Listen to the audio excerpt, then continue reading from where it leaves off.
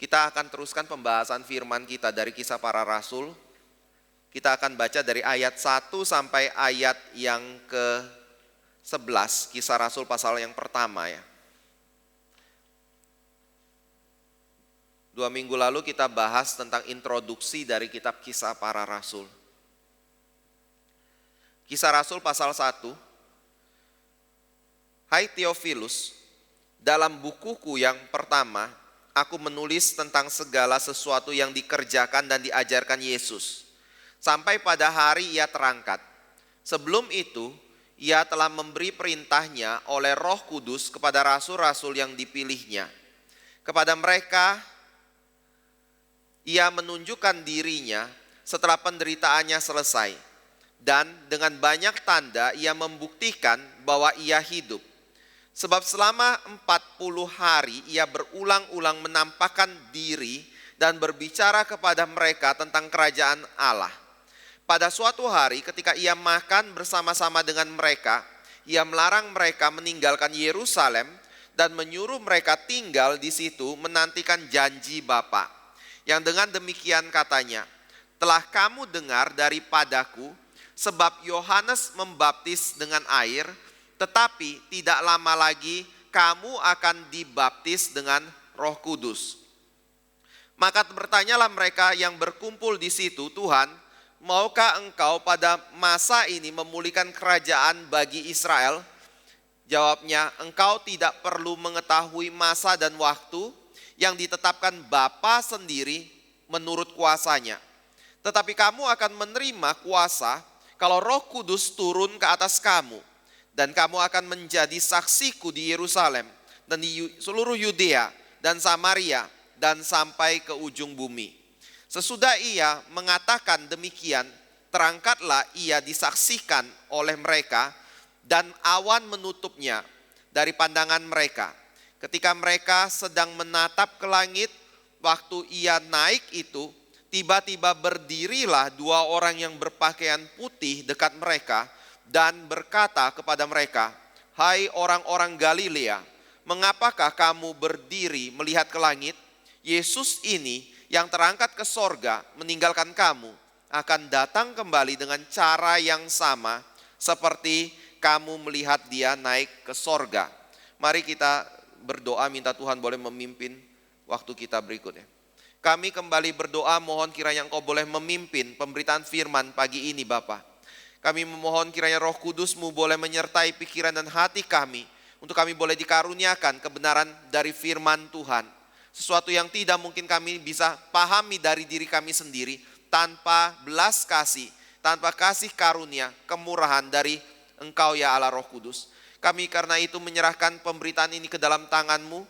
Kami menyerahkan setiap hati kami ke dalam tangan-Mu, dan telinga kami juga ke dalam tangan-Mu.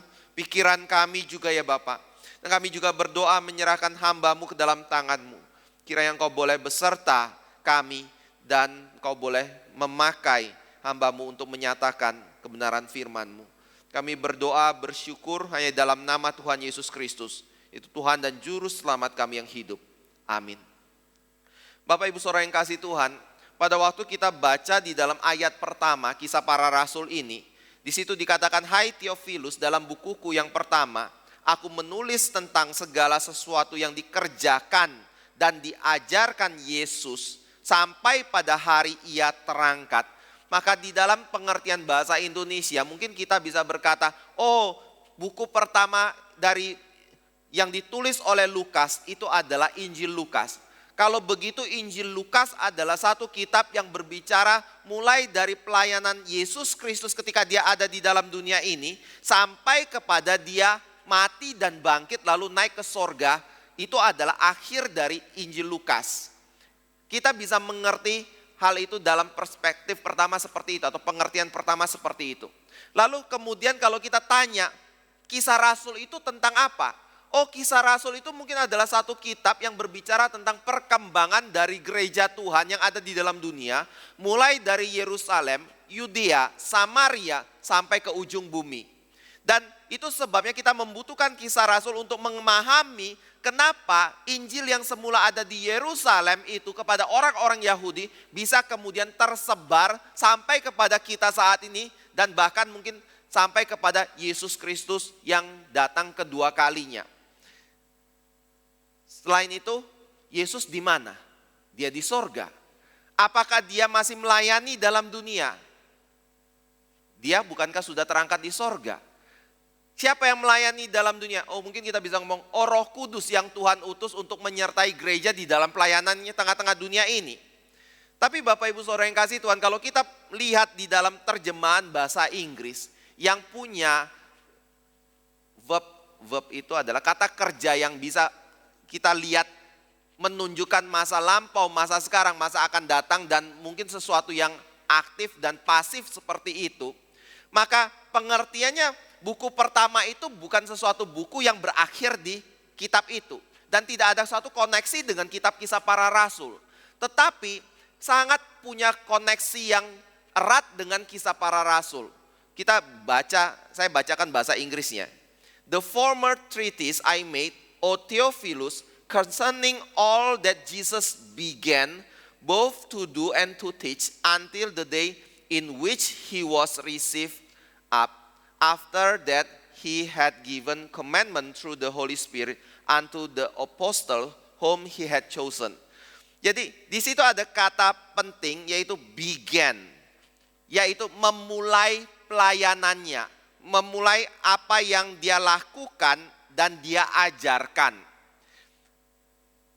Artinya adalah pada waktu kita membaca Injil Lukas itu baru berbicara tentang permulaan dari pelayanan Yesus Kristus di dalam dunia ini. Dan ketika Injil Lukas selesai dituliskan dan disambung dengan Kisah Rasul, sebenarnya pelayanan dari Kristus di dalam dunia ini bisa dikatakan belum selesai. Masih ada kontinuitas yang dilakukan oleh Kristus di dalam dunia ini, yaitu melalui siapa? Gereja Tuhan, dan melalui Roh Kudusnya yang boleh memimpin dari gereja itu.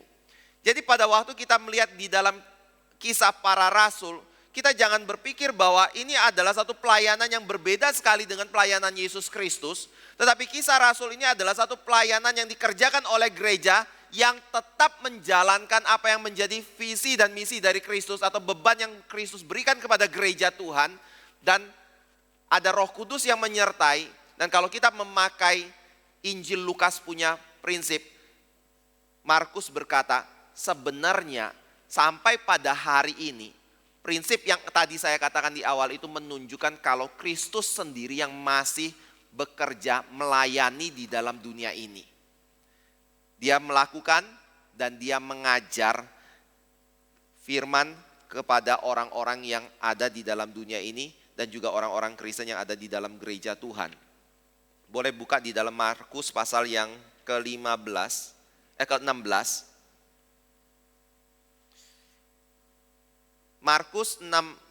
Injil Markus sebenarnya berakhir di ayat yang ke-8, pasal yang ke-16 ya. Kemudian gereja mungkin melihat bahwa ada sesuatu kejanggalan sepertinya menggantung akhiran seperti itu, maka mereka kemudian memberikan satu ringkasan singkat dari ayat 9 sampai ayat yang ke-20 yang saya juga tetap percaya itu adalah firman Tuhan karena prinsipnya tidak lari daripada kebenaran Injil yang ada di dalam Alkitab. Nah, di dalam Matius 16 ini kalau saudara baca dari ayat yang ke-7 ya. Tetapi sekarang pergilah, katakanlah kepada murid-muridnya dan kepada Petrus, ia mendahului kamu ke Galilea, di sana kamu akan melihat dia, seperti yang sudah dikatakannya kepada kamu. Lalu mereka keluar dan lari meninggalkan kubur itu, sebab gentar dan dahsyat menimpa mereka. Mereka tidak mengatakan apa-apa kepada siapapun juga karena takut. Lalu disimpulkan, dengan singkat mereka sampaikan semua pesan itu kepada Petrus dan teman-temannya. Sesudah itu Yesus sendiri dengan perantaraan murid-muridnya memberitakan dari timur ke barat berita yang kudus dan tak terbinasakan tentang keselamatan yang kekal itu. Siapa yang memberitakan? Mungkin kita bisa ngomong, oh ada Markus kan, ada Paulus, ada Petrus, ada para rasul yang lain, murid-muridnya yang pergi memberitakan Injil dari timur ke barat. Tetapi di awal dari kalimat itu ada kata Yesus sendiri dengan perantaraan. Jadi pada waktu kita melihat Yesus sekarang ada di mana? Ya tentunya dia ada di sorga, seperti itu, duduk sebelah kanan Allah Bapanya yang Maha Kuasa itu. Tetapi itu bukan berarti Yesus sedang berpangku tangan di sorga tanpa melakukan segala sesuatu. Dia tetap bekerja memberitakan Injil di dalam dunia ini. Melalui siapa? Melalui orang-orang Kristen yang ada di dalam dunia ini. Kalau di dalam Kisah Para Rasul, melalui rasul-rasulnya yang ditinggalkan di dalam dunia ini. Jadi ini ada satu kesinambungan yang ada dari Injil Lukas menuju kepada Kisah Para Rasul. Dan saya percaya sampai hari ini pun setiap orang yang mengabarkan Injil Kristus dengan kesetiaan itu menyatakan kalau Yesus sendiri sedang mengabarkan Injil kepada manusia di dalam dunia ini melalui perantaraan dari orang-orang itu atau dari kita yang mengabarkan Injil Kristus dengan setia itu. Nah saudara, kalau itu menjadi satu dasar pengertian dari Yesus mulai melayani atau kata bigen yang ada di dalam ayat yang pertama itu. Yang menunjukkan bahwa pekerjaan Kristus itu belum selesai. Maka apakah itu berarti pekerjaan Kristus memang belum selesai? Lalu kalau itu belum selesai, bagaimana kita bisa mengerti kalimat yang Yesus katakan di dalam Injil Yohanes ketika dia ada di kayu salib bahwa sudah selesai. Lalu dia kemudian mengalami kematian di situ. Bapak Ibu Saudara yang kasih Tuhan, di dalam hal ini kita harus memiliki dua pemahaman ya, dua pengertian. Pertama adalah yang dimaksud sudah selesai oleh Yesus Kristus itu apa? Kalau kita lihat di dalam Injil, maka kita menemukan prinsip atau kebenaran termasuk juga di dalam surat-surat Paulus kita mendapatkan kebenaran bahwa yang dimaksud Kristus sudah selesai itu adalah karya penebusan yang Yesus lakukan bagi manusia yang berdosa. Jadi pada waktu Yesus Kristus datang ke dalam dunia, inkarnasi menjadi manusia, dia punya satu misi yang tidak bisa dijalankan oleh semua tokoh agama apapun di dalam dunia. Dan dia juga punya satu misi yang tidak bisa dijalankan oleh semua pengikut agama apapun yang ada di dalam dunia ini. Yaitu untuk menebus manusia dari dosa dan mengusahakan keselamatan bagi orang-orang yang berdosa di dalam dunia ini. Jadi pada waktu Yesus inkarnasi ke dalam dunia, dia tahu satu hal bahwa agama tidak pernah bisa menyelamatkan manusia dan usaha manusia tidak pernah membuat mereka bisa diperkenan oleh Tuhan Allah lalu diterima di sisi dari Tuhan Allah. Tetapi itu semua hanya bisa dilakukan oleh Yesus Kristus. Sebabnya kita tahu karena manusia sudah jatuh dalam dosa dan tidak ada satu tindakan manusia pun yang bisa sempurna di dalam kebenaran di hadapan Tuhan. Itu sebabnya butuh Kristus yang datang. Pribadi kedua dari Allah Tritunggal perlu jadi manusia. Supaya bisa mati menggantikan dosa kita. Itu sebabnya kalau saudara perhatikan di dalam Injil. Maka saudara akan menemukan Yesus datang ke dalam dunia. Dari awal mula dia mulai pelayanan. Dia memberitahukan saya tahu persis saya datang itu adalah untuk mati.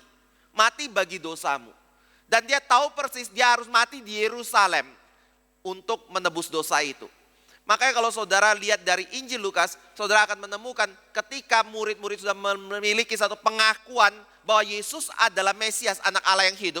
Mulai dari waktu itu dia mulai membawa mereka pergi ke Yerusalem untuk mati di situ. Dan mulai dari waktu itu Yesus mengabarkan kepada mereka tentang penderitaan yang harus ia alami di dalam dunia ini.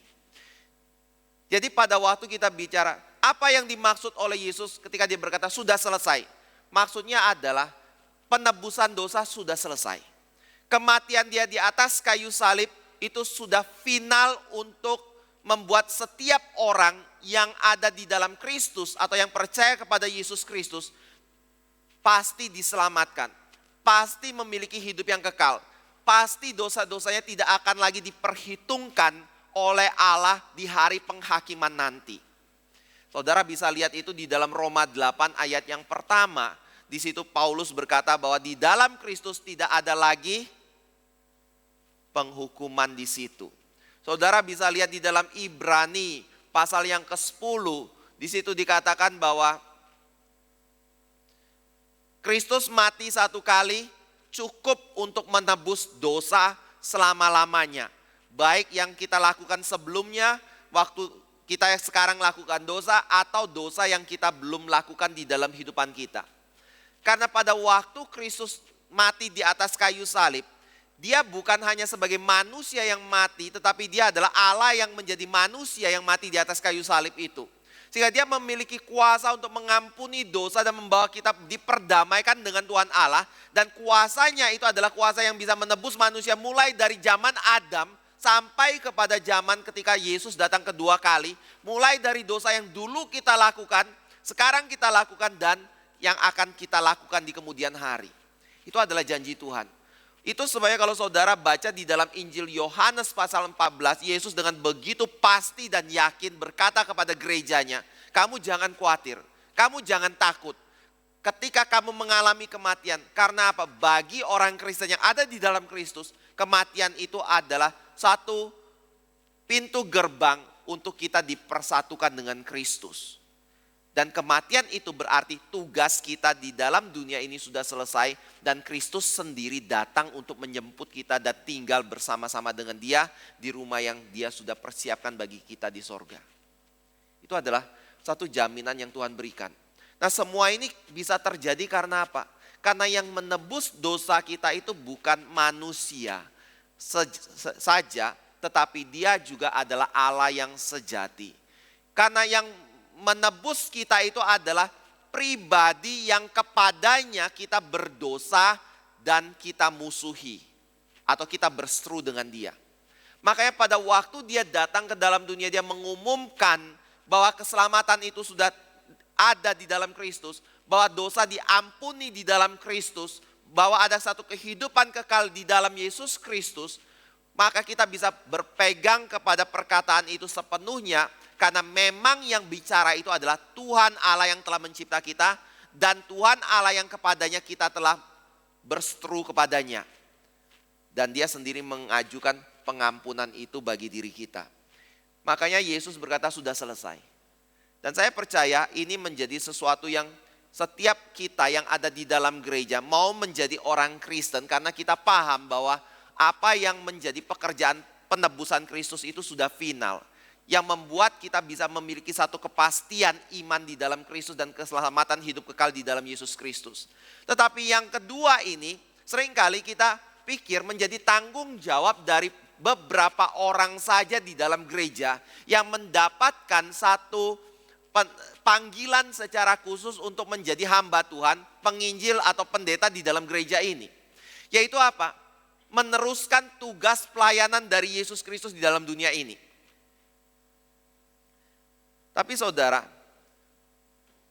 kalau kita baca di dalam perikop ayat 1 sampai ayat yang ke-11 ini, kita akan menemukan bahwa tugas yang selanjutnya ini bukan satu tugas khusus hanya bagi hamba Tuhan yang mendapatkan panggilan khusus. Tetapi ini adalah satu tugas yang harus dilakukan oleh semua orang yang ditebus di dalam Yesus Kristus. Saudara boleh, saya lompat sedikit ya, lalu saya balik lagi ya. Saudara boleh baca di dalam ayat yang ke-8. Tetapi kamu akan menerima kuasa kalau Roh Kudus turun ke atas kamu. Dan kamu akan menjadi saksiku di Yerusalem dan di seluruh Yudea dan Samaria dan sampai ke ujung bumi. Kamu akan menjadi saksiku. Kata kamu itu siapa? Kata kamu itu bukan hanya berbicara tentang Petrus dan 12 rasul, tetapi kamu di sini saya percaya itu adalah paling tidak ada 500-an orang yang mengikut Kristus pada waktu itu. Saudara bisa lihat itu di surat Paulus dikatakan bahwa yang menjadi saksi mata dari kebangkitan Kristus itu bukan hanya 1, 2 orang atau 12 orang. Tetapi ada 500 orang yang menjadi saksi mata itu. Dan Yesus Kristus berkata kepada mereka, engkau adalah saksiku. Saksi untuk melakukan apa? Melakukan apa yang diperintahkan oleh Kristus untuk dilakukan. Berarti ada bagian di mana tugas yang dilakukan oleh Kristus itu belum selesai. Tetapi tugas itu harus diserahkan dan diteruskan oleh siapa? Bukan hanya oleh rasul, tetapi semua orang Kristen yang ada di dalam dunia ini. Lalu tugas yang harus dikerjakan oleh semua orang Kristen dalam dunia ini adalah apa? Yaitu untuk memberitakan tentang kerajaan Allah dan kebenarannya, atau istilahnya yang lebih sederhana, Injil Yesus Kristus. Itu adalah tugas yang masih perlu dilakukan di dalam dunia ini. Dan saudara, pada waktu kita mengerti prinsip ini, Yesus Kristus datang ke dalam dunia hanya berhenti pada tindakan penebusan Kristus. Tetapi penebusan itu bagi dosa manusia masih perlu diteruskan lagi di dalam dunia ini oleh orang-orang Kristen. Tapi ketika orang-orang Kristen melakukan pekerjaan pengabaran tentang Injil Kristus itu, yang menyatakan bahwa Yesus sendiri mengerjakan itu melalui gerejanya, kita harus mengerti bahwa prinsip itu menyatakan kalau pekerjaan menjadi saksi Kristus itu bukan pekerjaan yang sepele, bukan satu pekerjaan yang murahan, yang tidak penting. Tapi ini adalah pekerjaan yang sangat penting sekali. Karena pada waktu Yesus Kristus datang ke dalam dunia ini menjadi manusia, tujuannya adalah untuk mengerjakan itu. Keselamatan bagi manusia berdosa. Pada waktu Yesus Kristus naik ke sorga, lalu memberikan Roh Kudus-Nya untuk menyertai gereja Tuhan melayani dalam dunia ini, meneruskan pekerjaan Dia yang belum Dia selesaikan karena Dia naik ke sorga, yaitu memberitakan Injil. Itu berarti bahwa Dia masih melihat pekerjaan penebusan itu adalah atau saksian Injil untuk menyatakan tindakan penebusan Kristus itu adalah hal yang harusnya menjadi penekanan utama dari semua orang Kristen yang Dia tebus di dalam dunia ini. Jadi ada kesinambungan itu ya. Tetapi pada waktu kita dipercayakan tugas yang begitu besar, yang begitu berat itu. Atau mungkin kalau Bapak Ibu bingung, saya ambil satu ilustrasi seperti ini ya. Andai kata begini, ada seorang pelukis yang sangat terkenal sekali, atau pemahat yang sangat terkenal sekali, Michelangelo kayak misalnya. Lalu pada waktu itu kita hidup sejaman dengan dia misalnya. Dan pada waktu itu dia sedang memahat patung Daud. Setelah dia pahat patung Daud itu, dimulai dari semua badan, tangan, dan kakinya, semuanya sudah selesai misalnya. Tinggal bagian kepala yang belum selesai, dan bagian kepala itu adalah tinggal bagian muka. Lalu pada waktu kita datang ke situ, si pemahat ini ngomong kepada kita, Dawis, tolong sekarang kamu teruskan pekerjaan pemahatan itu ya. Kamu selesaikan muka dari Daud itu. Saudara, kira-kira kalau jadi saya akan bersikap seperti apa? Saudara, kalau lihat patung Daud itu luar biasa sekali loh. Bagus sekali, hidup sekali, otot-ototnya, tatapannya, cakep sekali. Dan saudara, kita diminta untuk selesaikan itu. Kira-kira gimana? Saya pasti gentar sekali sih. Yang kita lakukan adalah merusak suatu karya, mahakarya seni dari seorang pemahat yang terkenal sekali. Dan kita hanya bisa merusak. Kecuali kalau pemahat itu berkata, gak usah takut, saya akan pegang tanganmu, kamu ikuti saja saya dan gerakan tangan saya untuk memahat patung itu. Jadinya gimana? Kita boleh tenang kan? Kita boleh yakin bahwa pahatannya tidak akan rusak. Karena ada campur tangan dari pemahatnya untuk ikut menggerakkan kita dan memimpin kita di dalam mengukir patung itu dan menyelesaikan patung itu.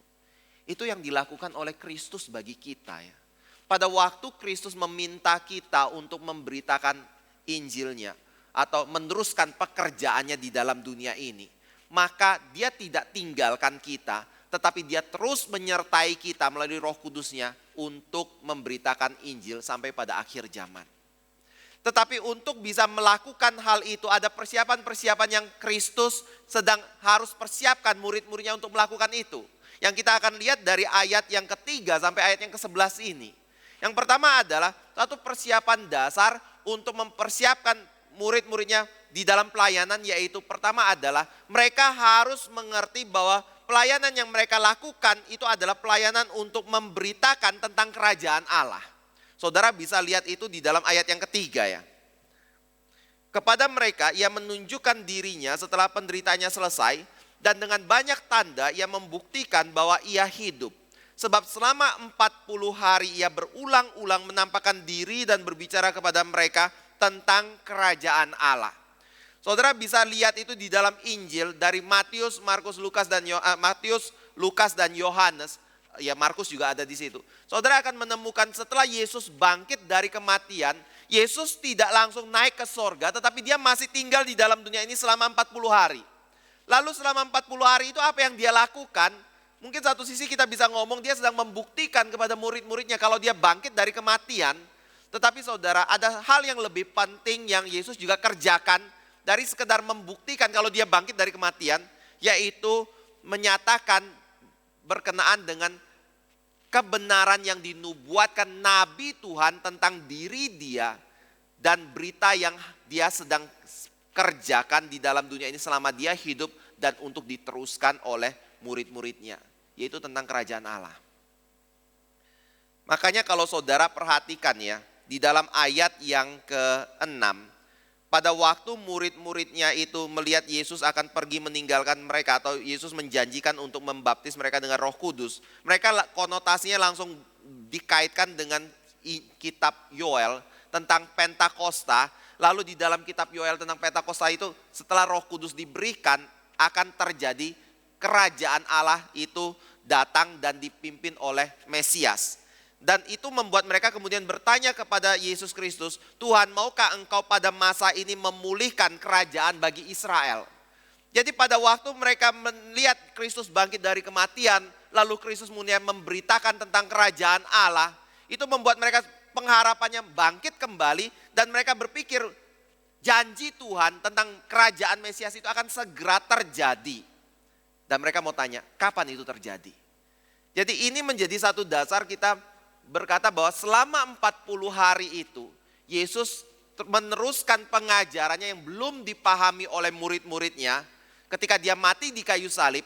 Itu supaya ketika dia bangkit dari kematian dia masih meneruskan pengajaran tentang kerajaan Allah itu kepada murid-muridnya. Dan murid-muridnya berpikir itu berarti sebentar lagi kerajaan Allah akan tiba, dan itu sebabnya mereka menanyakan kapan kerajaan itu akan didirikan. Tapi Bapak Ibu Saudara yang kasih Tuhan, kerajaan itu tidak seperti yang dibayangkan oleh murid-muridnya.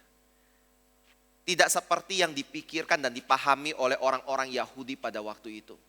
Yang berpikir bahwa ketika Mesias datang, maka kerajaan langsung didirikan. Kita yang hidup di dalam zaman sekarang ini mengerti bahwa ternyata kedatangan Mesias itu bukan satu kali lalu kerajaan tiba, tetapi kedatangan Mesias itu ada 2 kali. Pertama inkarnasinya, lalu kemudian yang kedua adalah pada waktu Yesus Kristus datang untuk kedua kalinya. Sedangkan di antara masa itu ada yang namanya gereja Tuhan didirikan di dalam dunia ini. Nah kalau gereja Tuhan ada di dalam dunia ini pada masa rentang antara kedatangan pertama sama kedatangan kedua.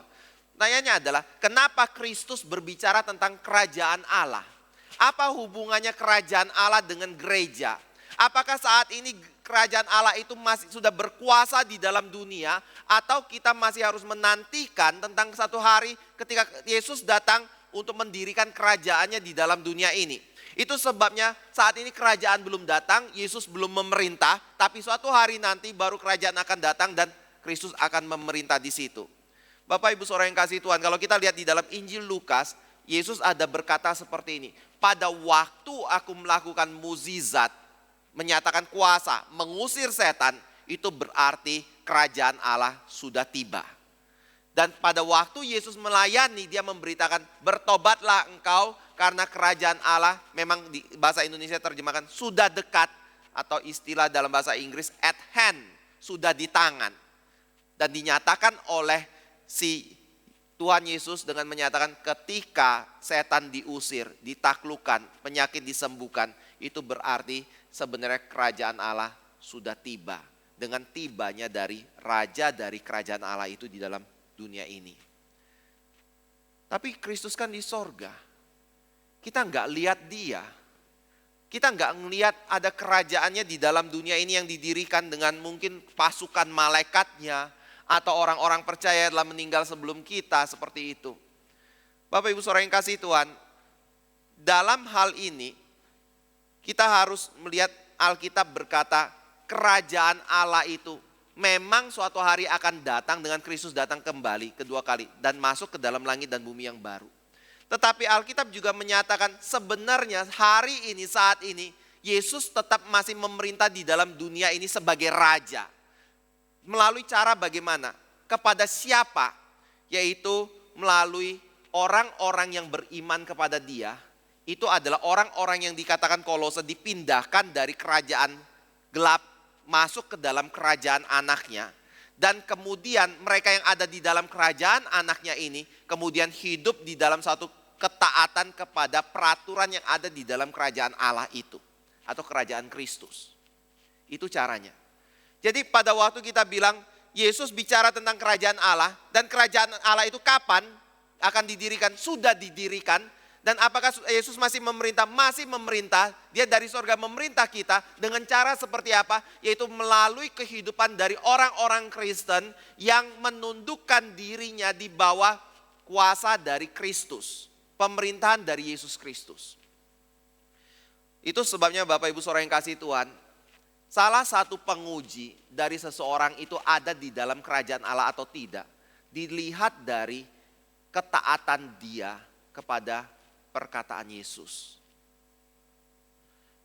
Karena Alkitab menyatakan Yesus itu adalah raja yang pasti punya otoritas terhadap orang-orang yang menjadi anggota dari kerajaannya.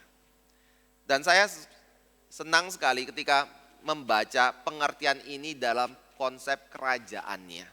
Saya ngerasa itu jelas sekali untuk menyatakan siapa Kristus dan bagaimana kita seharusnya bersikap sebagai orang yang telah ditebus oleh Yesus Kristus. Mungkin bukan demokrasi kayak gitu ya. Kalau demokrasi kayak kita punya satu kebebasan untuk mau memilih taat dan tidak taat, kita punya hak suara sendiri seperti itu. Tapi kalau yang namanya kerajaan, yang ada adalah otoritas dari raja yang berdaulat atas hidup kita. Makanya di dalam Alkitab selalu dikatakan, iman tanpa perbuatan pada hakikatnya mati. Iman tanpa ketaatan itu hanya menunjukkan kita tidak mengakui kalau Kristus itu adalah raja kita. Dan ini adalah hal yang sering kali dilewatkan oleh orang-orang Kristen. Yang lebih menekankan bahwa Kristus itu adalah juru selamat. Daripada atau hanya juru selamat dan bukan Tuhan. Atau Tuhan itu dalam pengertian digelar Yesus Kristus untuk menyatakan dia adalah Allah yang menyelamatkan manusia. Tetapi kalau kita pelajari dari arti kata kurios, yaitu Tuhan atau Tuhan yang diterjemahkan itu yang disandingkan di depan nama Yesus Kristus, maka kita akan mengetahui kurios itu bukan sekedar gelar, oh kalau dia adalah Allah, Tuhan seperti itu. Tetapi dia adalah Tuhan kita, Raja kita yang punya otoritas atas hidup kita. Dan semua orang yang ada di dalam kerajaan dia harus patuh dan taat kepada perkataan dari Kristus.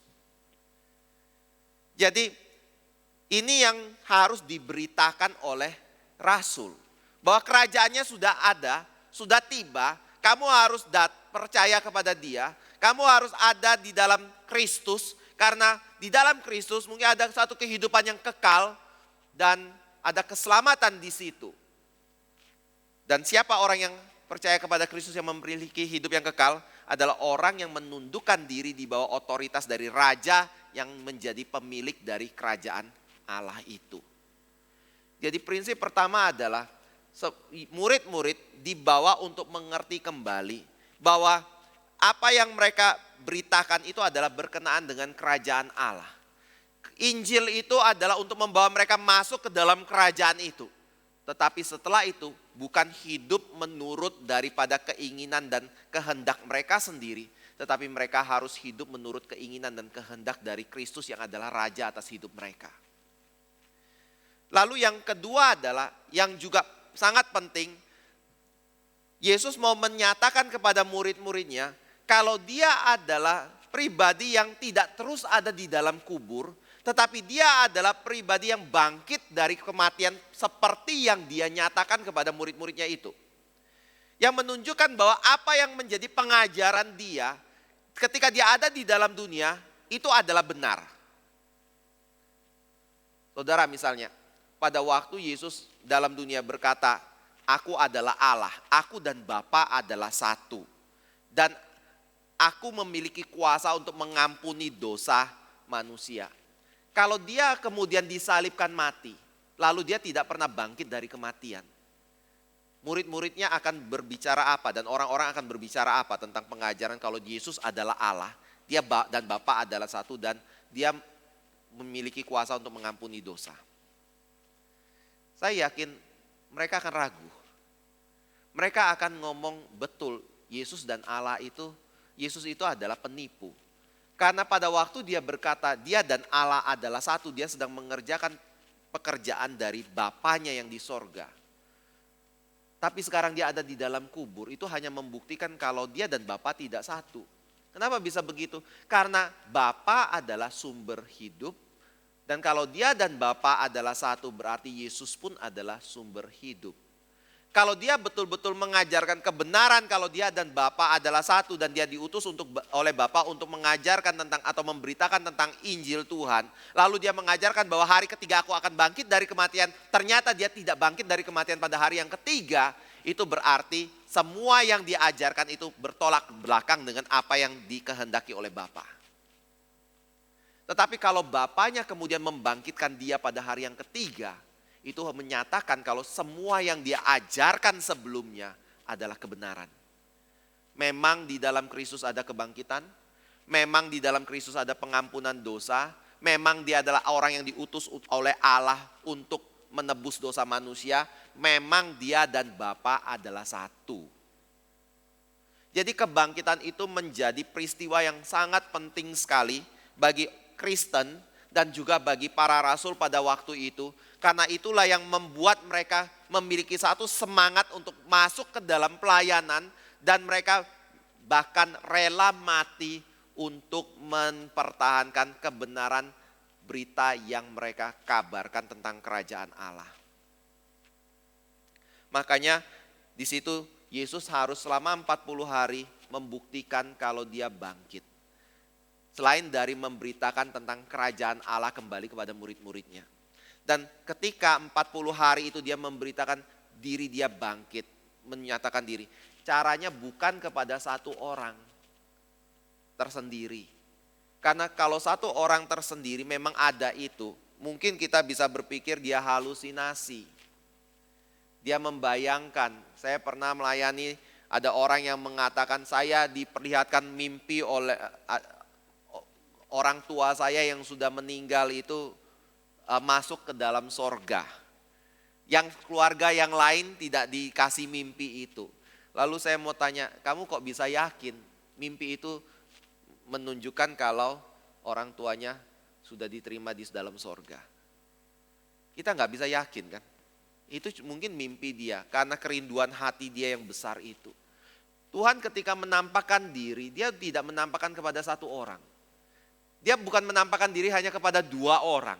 Tetapi kadang-kadang satu orang, kadang-kadang dua orang, kadang-kadang 12 rasul, dan terakhir 500 orang yang melihat kebangkitan dari Yesus Kristus. Jadi kebangkitan itu bukan sekedar halusinasi, bukan semacam imajinasi yang dikarang oleh para murid, tetapi itu adalah satu peristiwa yang sungguh-sungguh terjadi, yang disaksikan oleh murid-murid, dan mereka adalah saksi mata terhadap kebangkitan Yesus Kristus. Dan kehidupan mereka yang rata-rata menderita karena Injil yang mereka kabarkan dan bahkan mati bagi Injil itu menunjukkan bahwa mereka tidak berbohong. Saya percaya di dalam kalimat Paulus di Injil Roma itu benar ya. Siapa yang rela mati demi sebuah kebohongan? Saya pikir itu adalah orang yang sangat bodoh sekali untuk hal itu. Dan kata saksi di dalam ayat ke-8 itu bahasa Yunani-nya adalah, kalau saya terjemahkan dalam bahasa yang lebih kita ini aja ya, kata yang lebih friendly itu yang kita kenal adalah martir. Saksi itu adalah martir. Mereka adalah orang-orang yang demi untuk menyaksikan Injil, mereka rela mati demi Injil yang mereka saksikan tersebut. Jadi itu adalah prinsip pertama. Pada waktu murid-murid ingin melayani, dipersiapkan untuk melayani, mereka harus memahami kalau Kristus hidup. Mereka harus memahami bahwa berita apa yang harus diberitakan di dalam pelayanan yang mereka lakukan. Tapi mungkin kalau kita sampai pada tahap ini kita kemudian bertanya, itu kan para rasul. Kalau kami bagaimana? Kita yang hidup pada zaman sekarang ini gak pernah melihat Yesus yang bangkit dari kematian kok. Saudara, kita tidak pernah mengalami yang namanya melihat dan meraba serta mendengarkan Yesus berbicara sendiri dengan tubuh manusia itu. Betul sih, kita gak pernah mengalami itu. Tetapi saudara punya Alkitab, di mana Alkitab itu menyaksikan segala sesuatu yang dikerjakan oleh Kristus dan apa yang dialami oleh Kristus di dalam dunia ini. Jadi kalau saudara ingin terlibat di dalam pelayanan kerajaan Allah, hal pertama yang saudara harus pahami dan alami dalam kehidupan saudara adalah saudara harus bisa memahami dan mengerti dan mengalami kebangkitan Kristus. Saudara harus yakin kalau Yesus memang sungguh-sungguh telah bangkit dari kematian berdasarkan kesaksian dari para rasul yang ada di dalam kitab suci ini dan juga nubuat dari para nabi yang ada di dalam perjanjian lama. Dan kedua adalah saudara harus memahami kalau kerajaan Allah itu berarti apa yang saudara kabarkan itu adalah berkenaan dengan kerajaan Allah. Kalau itu berkenaan dengan kerajaan Allah berarti saudara harus memberitakan Kristus yang adalah raja dari kerajaan itu. Dan segala sesuatu yang Kristus percayakan untuk saudara beritakan. Gak ada berita yang lain. Itu namanya kita mengerti tentang kerajaan Allah dan kita menjadi saksi dari Yesus yang bangkit dari kematian itu. Tetapi ini tidak cukup. Hal berikutnya adalah Kristus berkata, kamu tidak boleh langsung pergi memberitakan Injil. Tetapi kamu harus tunggu di Yerusalem sampai kapan? Sampai Roh Kudus itu diberikan kepada kamu. Kenapa? Karena tanpa adanya Roh Kudus diberikan kepada kamu, maka engkau akan menjadi orang yang tidak memiliki kuasa di dalam pelayanan. Bapak Ibu Saudara yang kasih Tuhan, ini penting ya. Orang-orang Kristen ketika melayani di dalam dunia ini, dia harus ada Roh Kudus yang menyertai dia dalam pelayanan, baru pelayanan yang dia kerjakan itu bisa berhasil. Tanpa ada penyertaan Roh Kudus, saudara boleh mengabarkan Injil kepada siapapun juga, orang itu saya yakinkan tidak akan percaya. Karena sekali lagi, iman kepada Kristus itu adalah kasih karunia.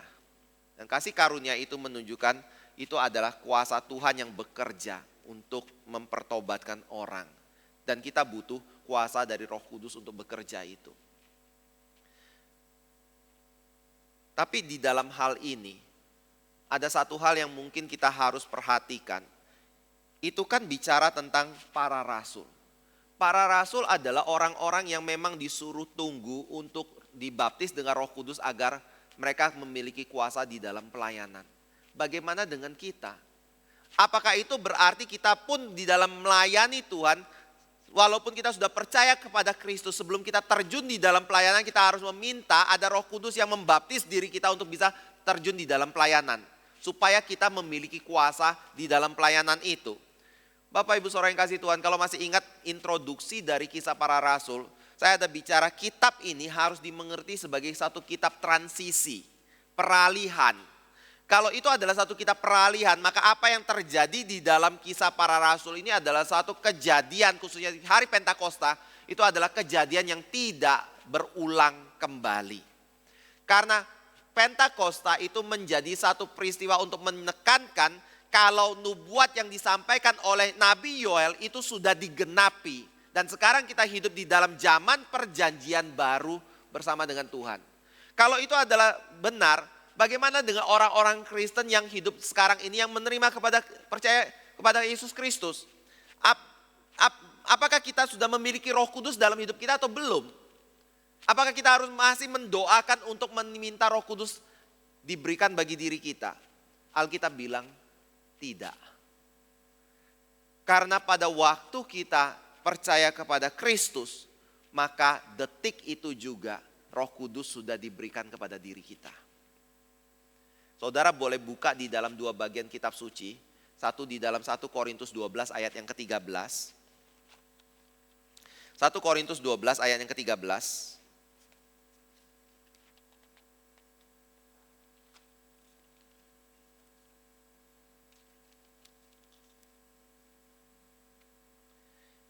Dan ketika ia 1 Korintus, ya benar, ini masih Kisah Rasul.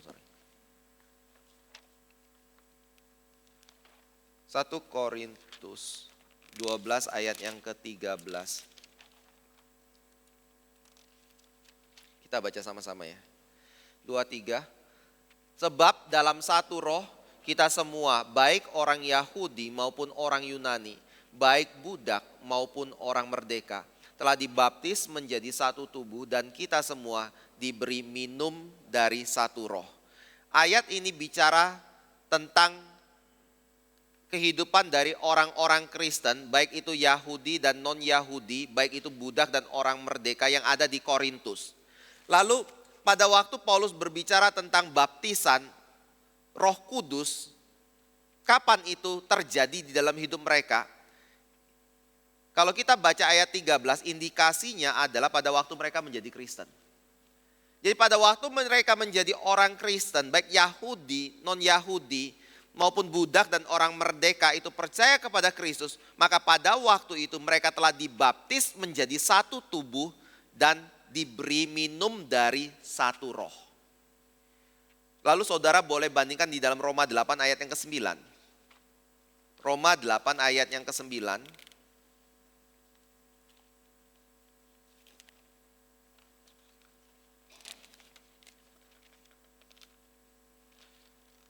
Roma 8 ayat yang ke-9. Tetapi kamu tidak hidup dalam daging, melainkan dalam roh. Jika memang roh Allah diam di dalam kamu, tetapi jika orang tidak memiliki roh Kristus, ia bukan milik Kristus. Jadi kalau kita berkata, oh orang Kristen adalah orang yang harus tetap menantikan Roh Kudus diberikan kepada diri dia setelah dia percaya kepada Yesus Kristus, itu hanya menunjukkan dia belum Kristen. Karena pada waktu orang menjadi Kristen, dia percaya kepada Kristus, detik itu dia diberikan Roh Kudus oleh Allah atau oleh Kristus. Sehingga dia pasti memiliki Roh Kudus. Jadi saudara, pada waktu di zaman para rasul, mereka memang harus menantikan Roh Kudus diberikan di hari Pentakosta. Karena itu adalah masa peralihan itu. Tetapi setelah Roh Kudus diberikan pada hari Pentakosta, maka mulai dari detik itu kita tidak perlu lagi menantikan Roh Kudus diberikan setelah kita beriman kepada Yesus Kristus. Karena kita bisa beriman karena kita memiliki Roh Kudus di dalam hidup kita. Lalu yang kedua adalah kita tidak perlu khawatir Roh Kudus itu ditarik kembali oleh Tuhan Allah dari kehidupan orang-orang Kristen. Sehingga kita perlu lagi berdoa minta Tuhan memberikan Roh Kudusnya dalam kehidupan kita. Tetapi Roh Kudus itu adalah pribadi yang diberikan secara permanen di dalam kehidupan kita. Memang di dalam Mazmur, ketika Daud berdoa, dia berdosa, dia berdoa, Tuhan tolong jangan ambil rohmu daripadaku. Dan ini bisa menjadikan kita mengerti orang-orang dalam perjanjian lama. Yang percaya punya Roh Kudus seperti diri kita. Tetapi ada perbedaannya. Orang-orang yang hidup dalam perjanjian baru pasca Pentakosta, ketika diberikan Roh Kudus kita itu adalah permanen ada beserta dengan diri kita. Tahu dari mana? Pertama adalah kalau saudara buka Efesus pasal yang pertama. Efesus pasal yang pertama. Saudara baca ayat yang ke-13 dan 14. Paulus berkata, di dalam dia kamu juga, karena kamu telah mendengar firman kebenaran, yaitu Injil keselamatan di dalam dia. Kamu juga ketika kamu percaya dimeteraikan dengan Roh Kudus yang dijanjikannya itu. Dan Roh Kudus itu adalah jaminan bagian kita sampai kita memperoleh seluruhnya yaitu penebusan yang menjadikan kita milik Allah untuk memuji kemuliaannya. Jadi Paulus ketika bicara tentang Roh Kudus itu adalah satu jaminan bagian kita sampai kita memiliki segala sesuatu yang dijanjikan Allah bagi diri kita. Artinya adalah Roh Kudus itulah yang membuat kita boleh yakin dan tetap punya satu penghiburan dalam diri kita. Kalau kita adalah orang yang pasti akan menerima segala janji Tuhan. Kalau Roh Kudus itu tidak ada pada diri kita, kita nggak akan mendapatkan warisan yang dijanjikan oleh Tuhan dalam hidup kita. Jadi apa yang membuat kita bisa yakin bahwa keselamatan kita yang ada di dalam Kristus itu pasti? Kan ada Roh Kudus. Apa yang membuat kita bisa yakin kalau kita pasti ada dipersatukan bersama dengan Kristus dalam kekekalan? Karena ada Roh Kudus yang menjadi materai dalam hidupan kita. Makanya saudara di dalam Roma di dalam Efesus juga ada kalimat, kamu jangan mendukakan Roh Kudus ketika kamu berdosa di hadapan Tuhan. Ayat itu tidak pernah berkata, kamu jangan mendukakan Roh Kudus dan membuat Roh Kudus pergi meninggalkan kamu. Tetapi ketika orang Kristen berdosa, dia akan mengakibatkan Roh Kudus berduka. Roh Kudusnya di mana? Yang ada di dalam diri dia yang Tuhan berikan sebagai materai di dalam kehidupan dia. Jadi ini perbedaan kita ya dengan orang-orang yang hidup di dalam gereja mula-mula atau di dalam zaman para rasul. Kita zaman sekarang nggak perlu berpikir bahwa ada satu momen di mana saya masih harus berdoa minta Pentakosta kembali terjadi di dalam kehidupan kita.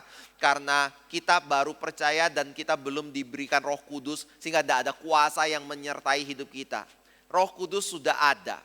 Kalau enggak, kita enggak mungkin mengakui kalau Yesus itu adalah Tuhan dan Juru Selamat dalam hidup kita. Tetapi yang menjadi persoalan adalah seringkali orang Kristen tidak hidup menurut pimpinan Roh Kudus dalam hidup mereka. Sehingga kehidupan mereka tidak punya kuasa. Mereka tetap hidup di dalam dosa, mereka hidup di dalam satu pemberontakan melawan atau suatu ketidaktaatan di dalam hidup mereka kepada perkataan Kristus. Bagaimana mungkin mereka memiliki kuasa di dalam pelayanan? Tapi saudara jangan salah tangkap saya tidak maksudkan saudara harus hidup suci dulu 100% tanpa dosa baru melayani. Karena gak ada orang itu di dalam dunia. Jadi yang penting adalah harus ada pertobatan di dalam hidup kita. Harus ada kerelaan hati dan kelembutan hati untuk mau taat kepada firman Tuhan. Harus punya kelembutan hati untuk mau dipimpin oleh Tuhan kemanapun Tuhan menggerakkan diri kita atau mengajak kita untuk pergi. Kalau Tuhan ingin kita hari ini bertobat dari dosa kita, menyangkali semua keegoisan diri kita, kita harus punya kerendahan hati untuk mau bertobat dari dosa kita dan keegoisan kita demi untuk perkataan Tuhan, kemuliaan Tuhan itu dinyatakan. Itu adalah orang yang dipimpin oleh Roh Kudus. Dan kalau dia adalah orang yang secara atau istilah lainnya adalah orang yang secara perkataan dan perbuatan itu adalah klop. Saudara perhatikan yang di ayat pertama tadi ya. Hai Theophilus, di dalam bukuku yang pertama aku menulis tentang segala sesuatu yang dikerjakan dan diajarkan oleh Yesus. Ada kata apa? Yang dikerjakan dan yang diajarkan. Saudara, orang yang dipimpin oleh Roh Kudus itu adalah orang yang memiliki integritas di dalam kehidupan mereka. Karena dia bukan hanya bicara tentang kasih, dia bukan bicara tentang pengampunan, dia bukan hanya bicara tentang satu pertobatan yang diterima di dalam Kristus. Tetapi dia menyatakan itu melalui pembaharuan yang terjadi di dalam hidup dia. Itu adalah orang yang dipimpin oleh Roh Kudus atau orang yang memiliki Roh Kudus dan disertai oleh Roh Kudus di dalam hidup dia. Tapi kalimat ini menunjukkan ada orang-orang Kristen yang punya Roh Kudus memang. Sungguh-sungguh orang Kristen sejati, tetapi hidupnya seringkali tidak mau tunduk kepada pimpinan Roh Kudus. Dan kalau itu terjadi, kita nggak bisa dipakai Tuhan secara luar biasa untuk menjadi saksi dia. Saudara, ingat baik-baik ya. keberadaan kita untuk melayani harus ada penyertaan Roh Kudus. Dan penyertaan Roh Kudus itu berkaitan dengan satu sikap hati yang mau tunduk dan taat kepada diri Dia. Tanpa itu Tuhan gak terlalu bisa bekerja melalui kehidupan kita. Yang ketiga adalah yang tadi saya katakan, saudara harus tahu kenapa Tuhan berikan itu semua. Dan kepada siapa Tuhan berikan itu semua, yaitu kepada orang Kristen. Semua orang Kristen memiliki Roh Kudus dan semua orang Kristen harus mengerti tentang kebenaran kerajaan Allah dan kebangkitan Kristus dalam hidup dia. Untuk apa? Menjadi saksi. Ini yang menjadi hal yang tadi saya katakan di awal. Kalau saudara memiliki satu kehidupan yang terus hidup di dalam dosa, bagaimana saudara bisa dipakai oleh Tuhan untuk menjadi saksi Kristus? Saya pernah melayani satu orang. Dari awal saya perhatikan hidup dia, terus orang ini kayaknya nggak mau dipegang kayak gitu, nggak mau maksudnya saya bukan mau ngontrol dia ya, tetapi dia selalu menjauh dari gereja. Datang sih kebaktian minggu kayak gitu, datang kebaktian pemuda dia nggak pernah datang, tapi datang kebaktian minggu. Cuma kalau bicara tapi dia nggak pernah mau bersekutu dengan orang-orang Kristen yang lain. Setiap kali diajak dia nggak mau bersekutu dengan mereka. Satu hari saya kaget dengar dia menikah. Dan satu hari lagi kemudian kaget ketika saya tanya lagi, dia telah pindah dari kota asalnya. Kaget kalau dia menikah sudah memiliki anak. Lalu yang kaget juga dia menikah dengan bukan orang Kristen. Lalu saya tahu, awal-awal saya punya satu pemikiran kalau anak ini mungkin hidup di dalam kerohanian yang nggak bertumbuh ya. Tapi ternyata itu membuktikan bahwa memang dia tidak bertumbuh secara kerohanian. Orang percaya sejati enggak? Kalau saya tanya, dia betul-betul percaya, dia betul-betul punya satu kesedihan untuk mau bertobat dan dia tidak mau mengulangi itu lagi. Dan saya ngomong dia harus tidak boleh mengulangi lagi. Dan dia harus bersekutu dengan orang-orang Kristen mulai hari itu. Dan belajar bertumbuh. Tapi saudara, itu membuktikan bahwa ada orang Kristen yang bisa seperti itu loh. Hidupnya menjadi orang percaya, tapi tetap berzina. Hidupnya adalah orang percaya, tapi tetap menipu orang. Hidupnya menjadi orang percaya, tetapi keluarganya tidak melihat dia sebagai berkat dan menjadi orang tua yang baik. Dia percaya, tapi orang-orang yang ada di dalam teman-teman rekan kerjanya melihat dia tidak beda dengan orang-orang yang tidak percaya kepada Tuhan dan tidak takut kepada Tuhan. Saudara, kita nggak bisa seperti itu ya. Kalau kita seperti itu, bagaimana kita hidup menjadi saksi? Saudara mau ngomong tentang kebaikan Kristus, tentang penebusan Kristus bagi dosa. Orang lihat hidup kita berdosa, dia akan ngomong sama aja, saya lebih baik dari kamu mungkin hidupannya. Kita semua adalah orang yang dipanggil untuk menjadi saksi. Silakan uji, hidup kita menjadi saksi tidak? Hidup kita menjadi saksi yang sesuai enggak? Kalau orang lihat apa yang kita katakan dengan apa yang kita lakukan di dalam hidup kita. Kita punya kehidupan menyatakan tidak Injil yang kita katakan kita percaya sebagai kebenaran yang bersumber dari Tuhan Allah yang sejati. Kalau kita tidak menyatakan itu, kita enggak mungkin atau sulit sekali untuk dipakai oleh Tuhan membawa jiwa dan mempermuliakan nama Tuhan kita. Yang terakhir adalah semua orang yang melayani dipersiapkan untuk mengerti kalau suatu hari nanti Kristus pasti akan datang kembali. Yang ditandai dengan Yesus Kristus terangkat di hadapan para murid-murid, lalu ketika mereka sedang melihat ke langit, mereka kemudian ditegur oleh dua orang malaikat di situ yang mengatakan, kenapa kamu berdiri di sini? Yesus yang naik ke langit itu meninggalkan kamu akan datang kembali dengan cara yang sama seperti kamu melihat dia naik ke sorga.